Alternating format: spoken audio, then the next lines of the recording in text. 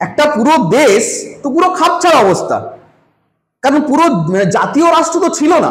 এবারে ব্রিটিশরা যখন ছেড়ে দিয়ে যাবে, তো ব্রিটিশরা ছেড়ে দিয়ে যাওয়ার পর যে সমস্ত দেশীয় রাজ্যগুলো ছিল ওই স্টেটগুলোকে ব্রিটিশরা অপশন দিল কি না, যে হয় তোমরা ভারত বা পাকিস্তানে যাও, যে কোনো কারোর সঙ্গে যুক্ত হও, আর নয় তো তোমরা নিজেদের অস্তিত্ব বজায় রাখো।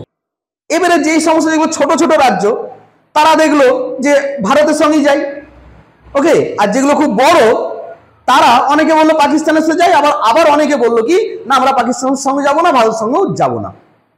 ঠিক আছে, না ওদের মধ্যে আবার নিজেদের মধ্যে একটা এই দেশীয় রাজ্যগুলো যারা রাজারা ওদের মধ্যে একটা সংগঠন হলো। আর এইদিকে দেশীয় রাজ্যগুলোকে কিভাবে ভারতের সঙ্গে যুক্ত করা যাবে বা ওরা পাকিস্তানে যাবে কিনা সেই নিয়ে আমাদের ভারতবর্ষে দেশীয় রাজ্য দপ্তরটা তৈরি হলো। সেই দেশীয় রাজ্য দপ্তরের সভাপতি ছিল সর্দার বল্লভভাই প্যাটেল এবং তার স্বরাষ্ট্র সচিব ছিল ভিপি মেনন। এদের দুজনের উপর ভার ছিল দেশীয় রাজ্যগুলোকে একত্রিত করা। তো সেখানে বল্লভভাই প্যাটেল প্রায় 40 দিন গোটা ভারতবর্ষ ঘুরেছে।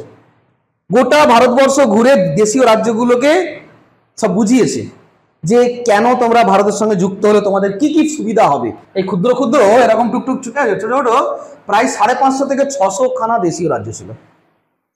ওকে, সব কটাকে বল্লভভাই প্যাটেল বুঝিয়ে সবকে ভারতের সঙ্গে যুক্ত হতে মানে বাধ্য করেছে, মানে যুক্ত হতে সমর্থ করেছে।